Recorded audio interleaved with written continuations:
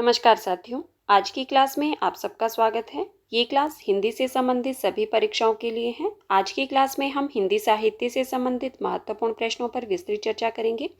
तो आइए हम आज की क्लास को शुरू करते हैं और हमारा आज का पहला प्रश्न है, संस्कृति के 4 अध्याय के लेखक कौन है? आपके पास ऑप्शन है आचार्य हजारी प्रसाद द्विवेदी, रामधारी सिंह दिनकर, भारतेंदु हरिश्चंद्र या रामचंद्र शुक्ल। तो इसका सही उत्तर क्या होगा? सभी लोग अपना उत्तर कमेंट बॉक्स में अवश्य दें। बिल्कुल सही। जिन साथियों ने ऑप्शन नंबर 2 बताया है उनका उत्तर सही है। संस्कृति के 4 अध्याय के लेखक रामधारी सिंह दिनकर हैं। यह ग्रंथ कब प्रकाशित हुआ था? 1956 ईस्वी में। ठीक है, कब हुआ था? 1956 ईस्वी में। आपको एक बात और ध्यान रखनी है कि संस्कृति के 4 अध्याय के लिए रामधारी सिंह दिनकर को कौन सा पुरस्कार मिला था और कब मिला था? कौन सा पुरस्कार मिला था? साहित्य अकादमी पुरस्कार मिला था। बिल्कुल सही। ठीक है, कब मिला था ये भी बता दीजिए। साहित्य अकादमी पुरस्कार मिला था 1959 ईस्वी में। हमारा अगला प्रश्न है, संदेश रासक के कवि कौन है? आपके पास ऑप्शन है कालिदास, नरपति नाल, अब्दुल रहमान या चंद्रवरदाई। तो इसका सही उत्तर क्या होगा? बिल्कुल सही। जिन साथियों ने ऑप्शन नंबर 3 बताया है उनका उत्तर सही है। संदेश रासक के कवि अब्दुल रहमान है। पिछली क्लास में या उससे पहले वाली क्लास में हमने पढ़ा था कि अब्दुल रहमान को हिंदी का प्रथम कवि किसने माना है? बताइए, देखती हूँ सबसे पहले उत्तर किसका आता है। मैंने आपको बताया था कि अब्दुल रहमान को हिंदी का प्रथम कवि किसने माना है? बिल्कुल सही, हजारी प्रसाद द्विवेदी ने अब्दुल रहमान को हिंदी का प्रथम कवि माना है और अब्दुल रहमान की रचना है संदेश रासक। हमारा अगला प्रश्न है, हिंदी साहित्य के इतिहासकारों का सही अनुक्रम बताइए। आपके पास इतिहासकारों के नाम हैं रामचंद्र शुक्ल, हजारी प्रसाद द्विवेदी, गारसा दत्तासी और मिश्र बंधु। तो बताइए इसका सही उत्तर क्या होगा? सही अनुक्रम बताना है आपको और साथ में अगर हो सके तो इनके ग्रंथों के नाम भी बताने हैं। बिल्कुल सही। जिन साथियों ने ऑप्शन नंबर 2 बताया है उनका उत्तर सही है। गारसा दत्तासी, मिश्र बंधु, रामचंद्र शुक्ल और हजारी प्रसाद द्विवेदी। अब हम बात करेंगे कि गारसा दत्तासी के ग्रंथ का नाम क्या है। बताइए, गारसा दत्तासी के ग्रंथ का नाम क्या है? बिल्कुल सही, इस्तवार, द लालित्वेतर, एंदोई, एंदुस्तानी। ठीक है, और मिश्र बंधु के ग्रंथ का नाम क्या है? मिश्र बंधु विनोद। बिल्कुल सही। रामचंद्र शुक्ल के ग्रंथ का नाम क्या है? हिंदी साहित्य का इतिहास। और हजारी प्रसाद द्विवेदी के ग्रंथ का नाम क्या है? हजारी प्रसाद द्विवेदी ने 3 ग्रंथ लिखे थे। ठीक है, उन 3 ग्रंथों के नाम क्या क्या थे? पहला था इनका साहित्य की भूमिका जो 1940 में लिखा था, और दूसरा ग्रंथ था इनका हिंदी साहित्य उद्भव और विकास जो उन्होंने 1952 ईस्वी में लिखा था, और तीसरा ग्रंथ लिखा था इन्होंने हिंदी साहित्य का आदिकाल, यह भी इन्होंने 1952 ईस्वी में लिखा था। तो हमारा सही उत्तर होगा ऑप्शन नंबर 2। हमारा अगला प्रश्न है, जयमयंक जस चंद्रिका के रचयिता कौन है? आपके पास ऑप्शन है भटकेदार, मधुकर कवि, रोड़ा कवि या डॉक्टर राजबली पांडे। तो इसका सही उत्तर क्या होगा? जयमयंक जस चंद्रिका के रचयिता कौन है? बिल्कुल सही। जिन साथियों ने ऑप्शन नंबर 2 बताया है उनका उत्तर सही है। ठीक है, जयमयंक जस चंद्रिका के रचयिता मधुकर कवि है। हमारा अगला प्रश्न है, भाषा का मूल रूप कौन सा है? आपके पास ऑप्शन है लिखित रूप, मौखिक रूप, मानक रूप या साहित्यिक रूप। तो इसका सही उत्तर क्या होगा? बताइए, भाषा का मूल रूप कौन सा है? नहीं, बिल्कुल सही। जिन साथियों ने ऑप्शन नंबर 2 बताया है उनका उत्तर सही है। भाषा का मूल रूप कौन सा होता है? मौखिक रूप। हमारा अगला प्रश्न है, मृगनयनी उपन्यास के रचनाकार कौन है? आपके पास ऑप्शन है उपेंद्र नाथ अश्क, शिवानी, वृंदावन लाल वर्मा या चतुरसेन शास्त्री। तो इसका सही उत्तर क्या होगा? मृगनयनी उपन्यास के रचनाकार कौन है और इसका रचनाकाल क्या है ये भी बताना है आपको। बिल्कुल सही। जिन साथियों ने ऑप्शन नंबर 3 बताया है उनका उत्तर सही है। मृगनयनी जो कि उपन्यास विधा की रचना है, इसके रचनाकार है वृंदावन लाल वर्मा और इसका रचनाकाल क्या है 1950 ईस्वी। हमारा अगला प्रश्न है, साथियों जो पहली बार चैनल पर आए हैं तो चैनल को सब्सक्राइब कर देना, बेल आइकन को प्रेस कर देना ताकि आने वाली हर वीडियो की नोटिफिकेशन सबसे पहले आप तक पहुंचे। हमारा अगला प्रश्न है, कालिदास किस नाटक का मुख्य पात्र है? आपके पास ऑप्शन है आठवां सर्ग, आषाढ़ का एक दिन, पहला राजा या लहरों की राजहंस। तो इसका सही उत्तर क्या होगा? कालिदास किस नाटक का मुख्य पात्र है? बिल्कुल सही। जिन साथियों ने ऑप्शन नंबर 2 बताया है उनका उत्तर सही है। आषाढ़ का एक दिन का मुख्य पात्र है कालिदास। ठीक है, अब आप लोग मुझे ये बताइए कि आषाढ़ का एक दिन जो नाटक है इसके नाटककार कौन है, और साथ में इसका समय भी बताना है आपको कि यह नाटक जो है वो कब प्रकाशित हुआ था। बिल्कुल सही। किसका है ये? आषाढ़ का एक दिन मोहन राकेश का। और इसका जो रचनाकाल माना जाता है वो क्या माना जाता है? बताइए। 1958। बिल्कुल सही। ठीक है, 1958। अब हम बात करेंगे कि आठवां सर्ग इसके रचयिता कौन है। आठवां सर्ग जो है वो सुरेंद्र वर्मा का है। पहला राजा, पहला राजा नाटक जो है वो जगदीश चंद्र माथुर का है। बिल्कुल सही। और लहरों के राजहंस यह भी मोहन राकेश का है। मोहन राकेश का 1963 ईस्वी का है ये। हमारा अगला प्रश्न है, ये आपके पास पंक्ति दी गई है, मसी कागज छुइयो नहीं कलम गयो नहीं हाथ। प्रस्तुत पंक्ति किस कवि के संबंध में कही गई है?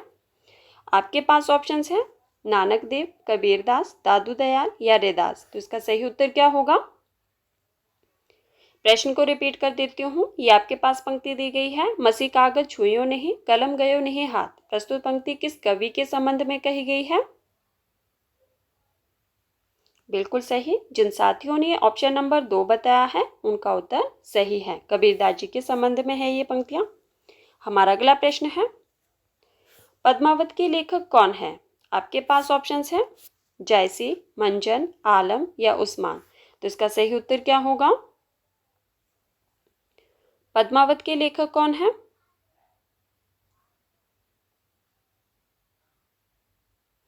बिल्कुल सही। जिन साथियों ने ऑप्शन नंबर 1 बताया है उनका उत्तर सही है। पद्मावत मलिक मोहम्मद जैसी की रचना है। अब आप लोग मुझे बताइए कि इसका रचनाकाल क्या है और किस भाषा में लिखा गया है ग्रंथ है ये। सॉरी, बताइए। बिल्कुल सही। पद्मावत का रचनाकाल क्या माना जाता है? 1540 ईस्वी। किस भाषा में लिखा गया है? अवधी भाषा में। ठीक है, हमारा अगला प्रश्न है,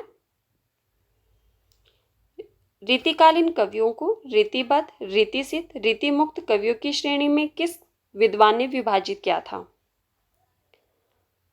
प्रश्न रिपीट कर देती हूँ। प्रश्न है आपके पास कि रीतिकालीन कवियों को रीतिबद्ध, रीतिसिद्ध, रीतिमुक्त कवियों की श्रेणी में किस विद्वान ने विभाजित किया था? आपके पास ऑप्शन है आचार्य शुक्ल, मिश्र बंधु, गणपति चंद्रगुप्त या डॉक्टर विश्वनाथ प्रसाद मिश्र। तो इसका सही उत्तर क्या होगा? बिल्कुल सही। जिन साथियों ने ऑप्शन नंबर 4 बताया है उनका उत्तर सही है। हमने पढ़ा था कि डॉक्टर विश्वनाथ प्रसाद मिश्र ने रीतिकाल के कवियों को 3 काव्य धाराओं में जो है वो विभाजित किया था, रीतिबद्ध, रीतिसिद्ध और रीतिमुक्त। अब आप लोगों ने मुझे ये बताना है कि डॉक्टर विश्वनाथ प्रसाद मिश्र ने रीतिकाल को क्या नाम दिया है? बताइए। बिल्कुल सही, श्रृंगार काल। ठीक है, हमारा अगला प्रश्न है, मूक का विलोम क्या है? आपके पास ऑप्शन है हास, गौण, शाप या वाचाल। तो इसका सही उत्तर क्या होगा? मूक का विलोम, विलोम मतलब उल्टा शब्द क्या होता है? विपरीतार्थक शब्द क्या है इसका? बिल्कुल सही। जिन साथियों ने ऑप्शन नंबर 4 बताया है उनका उत्तर सही है। मूक का विलोम क्या होगा? वाचाल। हमारा अगला प्रश्न है, कथा सम्राट किसे कहा जाता है? आपके पास ऑप्शन है प्रेमचंद, अज्ञे, जैनेन्द्र कुमार या फणीश्वर नाथ रेणु। तो इसका सही उत्तर क्या होगा? बिल्कुल सही। जिन साथियों ने ऑप्शन नंबर 1 बताया है उनका उत्तर सही है। कथा सम्राट किसे कहा जाता है? मुंशी प्रेमचंद जी को। हमारा अगला प्रश्न है, बिलेसुर बकरिया किसकी रचना है? आपके पास ऑप्शन है लाला सीताराम, महादेवी वर्मा, डॉक्टर नामवर सिंह या सूर्यकांत त्रिपाठी निराला। तो इसका सही उत्तर क्या होगा? साथियों, जिन्होंने अभी तक वीडियो को लाइक नहीं किया है प्लीज़ वीडियो को लाइक कर देना, और जिन्होंने अभी तक वीडियो को शेयर नहीं किया है तो प्लीज़ हो सके तो वीडियो को ज़्यादा से ज़्यादा शेयर भी कर देना। बताइए, बिलेसुर बकरिया किसकी रचना है, किस विधा की रचना है, ये भी बताना है आपको। बिल्कुल सही। जिन साथियों ने ऑप्शन नंबर 4 बताया है उनका उत्तर सही है। बिलेसुर बकरिया सूर्यकांत त्रिपाठी निराला जी की रचना है। किस विधा की रचना है ये? बिल्कुल सही, उपन्यास विधा की। ठीक है, यह एक व्यंग्य उपन्यास है। हमारा अगला प्रश्न है,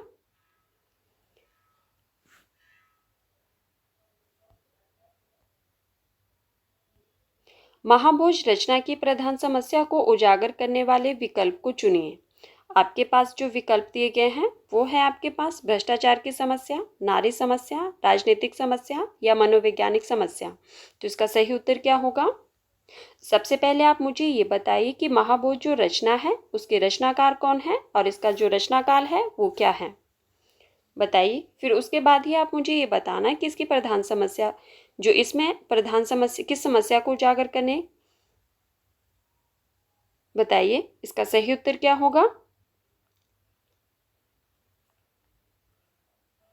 बिल्कुल सही। महाभोज के रचयिता कौन है? मनु भंडारी। बिल्कुल सही। किसकी रचना है? मनु भंडारी की रचना है। अब आप लोग मुझे ये बताइए कि इसका रचनाकाल क्या है? बिल्कुल सही, 1979 ईस्वी। अब आप लोग मुझे बताइए कि इस रचना में प्रधान समस्या को उजागर करने वाले विकल्प आपके पास दिए गए हैं, उन विकल्पों में से चयन कीजिए कि किस समस्या को उजागर किया गया है इस रचना में। बिल्कुल सही। जिन साथियों ने ऑप्शन नंबर 3 बताया है उनका उत्तर सही है। राजनीतिक समस्या को उजागर किया गया है। हमारा अगला प्रश्न है, निम्नलिखित में से विष्णु प्रभाकर का नाटक है। आपके पास यहाँ पे नाटक दिए गए हैं, आपको बताना है कि इनमें से विष्णु प्रभाकर का नाटक कौन सा है।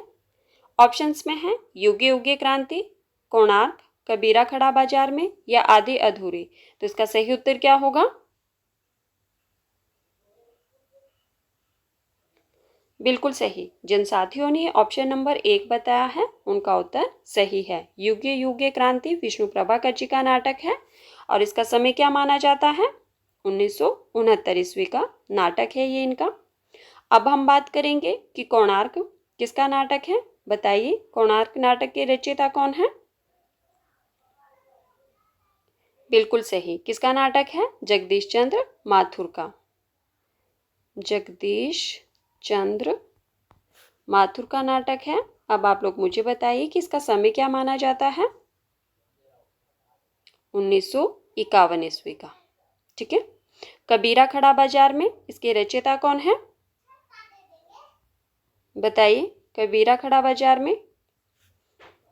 बिल्कुल सही, भीष्म साहनी का नाटक है और इसका जो समय माना जाता है वो माना जाता है आपका 1981 ईस्वी। आधे अधूरे के रचयिता कौन है? बिल्कुल सही, मोहन राकेश। और इसका समय क्या माना जाता है? 1969 ईस्वी। तो साथियों, ये थे आज के हमारे कुछ महत्वपूर्ण प्रश्न जिन पर हमने चर्चा की। अगर आपको क्लास पसंद आए तो प्लीज़ वीडियो को लाइक कर देना और वीडियो को ज़्यादा से ज़्यादा शेयर भी कर देना। और जो साथी पहली बार चैनल पर आए हैं प्लीज़ चैनल को सब्सक्राइब कर देना।